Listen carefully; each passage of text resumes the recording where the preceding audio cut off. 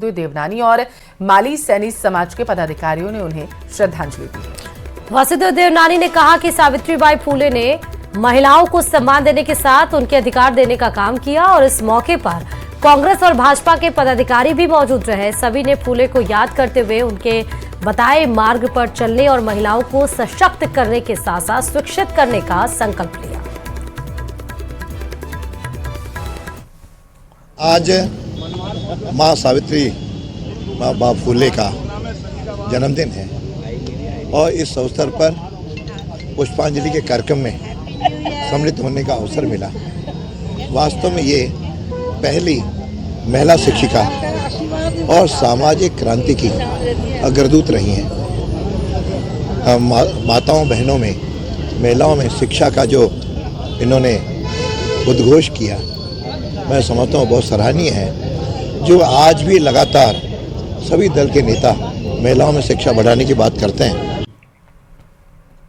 One विभाग में one रक्षक भर्ती के बाद प्रशिक्षण होने के बाद शुक्रवार को प्रदेश भर में पासिंग आउट परेड का आयोजन किया गया। आपको बताते चलें कि पासिंग आउट परेड का आयोजन वहां पर किया गया था और उसके बाद राजधानी जयपुर में आरपीए में पासिंग आउट परेड में मंत्री जोगाराम पटेल मुख्य अतिथि रहे। उन्होंने कहा है कि पर्यावरण प्रदूषण, वन और वन्यजीव संरक्षण को लेकर सरकार बेहद गंभीर है। प्रदेश में प्रशिक्षण पाने के बाद नए वन रक्षक वनों की सुरक्षा सुनिश्चित करेंगे। जयपुर में 400 महिला वन रक्षकों की पासिंग परेड हुई और इस दौरान वन विभाग के मुखिया वन बल प्रमुख अरिजीत बनर्जी मौजूद रहे।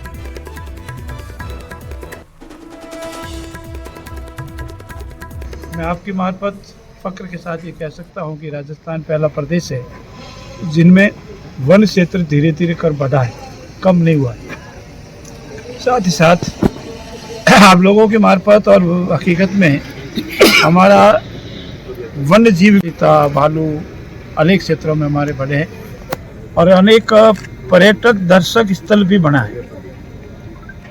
लेपर्ड सफारी हो जयपुर के पास में, हेमावास के बाद में हो, जवाई बांध के पास में हो, तो ये हमारे लिए बहुत ही गर्व का विषय है। वन नहीं, वन्य जीवों की भी वृद्धि हुई है। हम ऐसा एक क्षेत्र में काम करते हैं जहां हमारा आउटपुट देखने में समय लगता है। ओवरनाइट हम नहीं दिखा पाते। एक पेड़ जैसा दिखने में भी कम से कम 7, 10, 15 साल लग जाता है। राजस्थान बड़ा प्रदेश है, यहाँ का क्लाइमेट एक्सट्रीम होता है। गर्मी में बहुत ज़्यादा गर्मी होती है, जाड़ में खूब सारा ठंड भी होती है। ऐसे परिस्थिति में वन एवं वन्यजीव का सुरक्षा करने के लिए हम कटिबद्ध हैं और रहेंगे भी।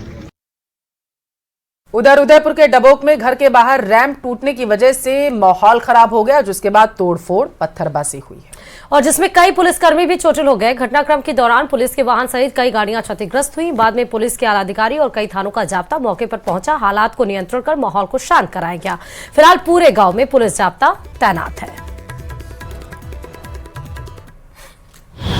देखिए, कल डबोक थाना अंतर्गत बाखिला सराय गाँव है, वहाँ पर सत्यनारायण शर्मा द्वारा अपने घर के बाहर एक रैंप बना रखा है। उस रैंप की सुरक्षा उसने कुछ पत्थर लगा करके कर रखी है ताकि आने जाने वालों वाहनों से उसका रैंप को नुकसान ना हो। इसी बात को लेकर के जब किसी आज़ाद नाम के व्यक्ति ने अपना ट्रक वहाँ निकालने की कोशिश की और उस दौरान उस रैंप पे पड़े पत्थरों को लेकर के दोनों पक्षों के बीच में बोलचाल हुई। दोनों पक्षों की इस बोलचाल और झगड़े की सूचना कल साय उनके द्वारा थाने पर नहीं दी गई। आज प्रातः इस घटना को लेकर के सत्यनारायण शर्मा और गांव के कुछ लोग वहां पर एकत्र हुए और उनके द्वारा थाने पर अपनी बच्ची की तरफ से छेड़छाड़ और मारपीट की रिपोर्ट दी गई।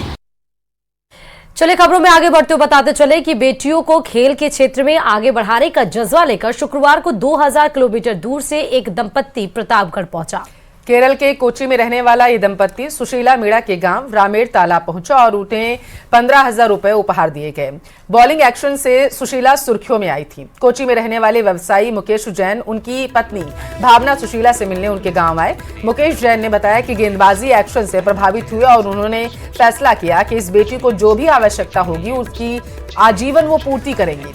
मुकेश जैन ने कहा है कि बेटी बचाओ बेटी पढ़ाओ का जो नारा है उसे आगे बढ़ाया जाएगा और अब इस आदिवासी अंचल के लिए बेटी बचाओ बेटी पढ़ाओ और बेटी खिलाओ होना चाहिए। यहाँ पर दंपत्ति ने सुशीला के परिवार के साथ फोटो भी खिंचवाई। हम लोग सोशल मीडिया में सुशीला मीना की जो क्रिकेट के प्रति जो बढ़िया खेल रुचि है और क्रिकेट के भगवान कहने जाने वाले श्री सचिन तेंदुलकर जी ने भी उनकी बहुत सराहना की है, उनकी बॉलिंग एक्शन की। तो उससे प्रभावित होकर हम लोग आए और रामेर कला उनके घर जाकर उनको एक नया शूज और 15,000 रुपये नकद दिया और भविष्य में भी उनसे साथ सहयोग करते रहेंगे।